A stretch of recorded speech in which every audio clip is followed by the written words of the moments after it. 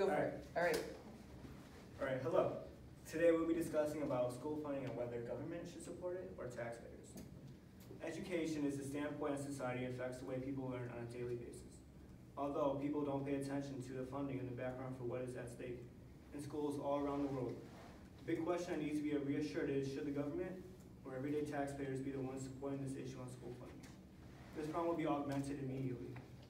For the ones supporting government, they believe government should be the main target for school distribution of wealth, as taxpayers already have enough to pay dividends for, as well as the possibility of not having children attending such district schools.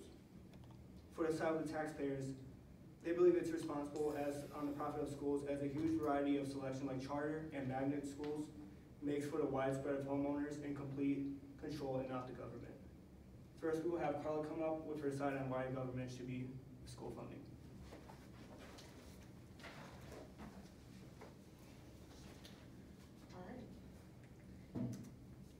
High school, the government stepped in and paid for them to get a new school built. But in other cities, they have to pass levies for their school to get built. So why can't the government just step in and pay for school for everyone? I think the government should fund schools and make and evenly distribute money throughout the other schools that don't have enough money, because education is important to the kids. And if the school conditions aren't well, the kids will not attend school.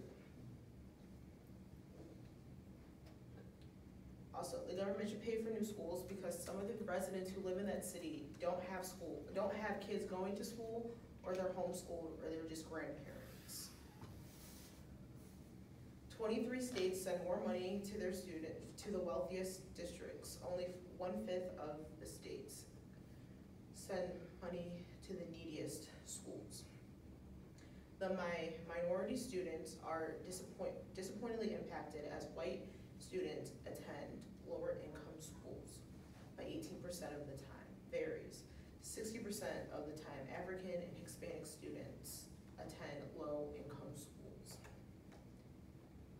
And children who attend low income schools are a full year behind by the age of 14, and the total achievement gap between the richest and poorest schools 10%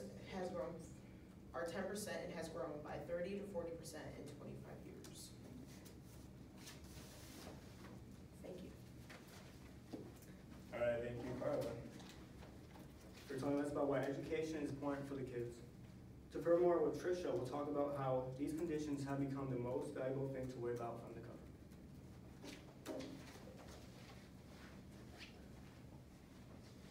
Hi, I'm Tricia. I'm talking about looking at the big picture. When you have a school that is very poor, it affects the children's attendance, and it also affects their performance. If they're not in school, they're not going to do well. It also affects the teachers' morale. When teachers are in a school that is not up to par, it does affect their morale, and that's one of the main reasons why a teacher will leave the profession is due to poor working conditions. In the nation, the quote by Michelle Chan mentioned, "No child left behind." A promise, this was the quote, "A promise to close achievement gaps." This was the reference to race and socioeconomic backgrounds. The wealthier schools, such as Avon, have a 26% faster math rate and a 20% faster reading rate. The children in Lorraine are not less intelligent, they are simply at a disadvantage. The U.S. Department of Education, quote by Ann Duncan, Secretary of Education, stated, "Educators across the country understand the low-income students need extra support and resources to succeed. Poor conditions of a school contribute to health problems. It also reduces the morale of the teachers, and the morale will flow down like water, affecting everybody from the students, everybody from the teachers down to the students. The U.S. Department of Education understands that this support is needed. The American Public Health Association stated that children miss school more often due to their asthma being triggered by things such as mold, moisture, poor ventilation, and poor HVAC. The U.S. National Library of Medicine and the National Health Institute stated that asthma is the leading cause of students' absenteeisms. If things such as asthma and allergies are triggered, these students will not attend school. And yes, they can send the work home to be done, but they are at a serious disadvantage when they are not being taught first by the teacher and it being reinforced by the parents. And these are the reasons that I feel that the government should more evenly distribute the funds. All right, thank you, Tricia. And that will conclude our side from the government supporting school funding. We'll now have Elena come up and why taxpayers should be siding with school funding.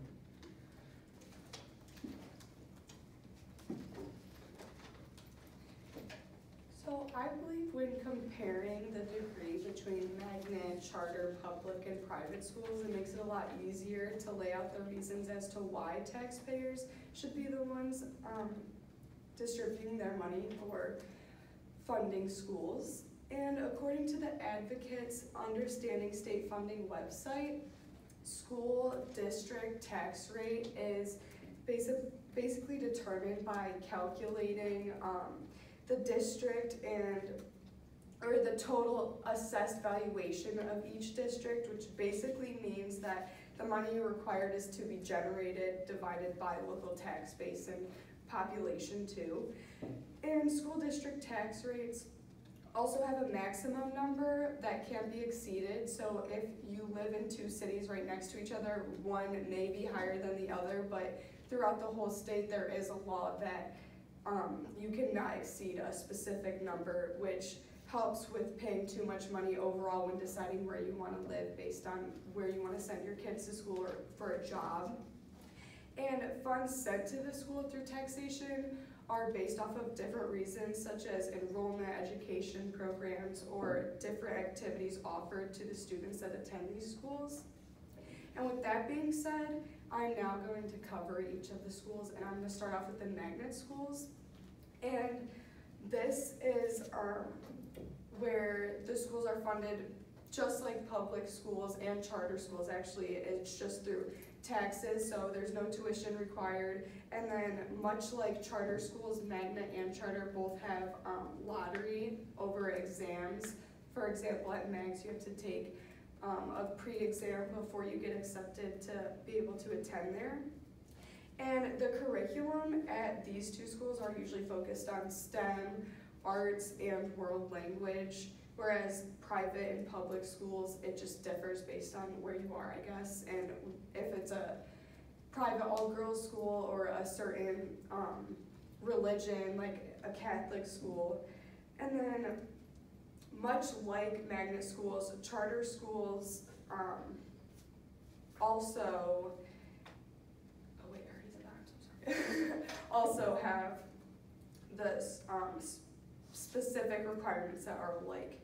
And relating to that, in many public and private schools, teachers always have to be certified, but when it comes to magnet and charter schools, at the charter they don't always have to be certified, they just have to have experience and basically have interviews, and I guess whoever is hiring the teachers to attend these schools just decide if someone is fit for the job. But I believe that if we are the ones paying for these schools, we should have more say in who should be working at them, and so we should be able to create a law telling, or basically providing all certified teachers at all schools, so everyone's getting the same education and has the same requirements as other staff at other schools.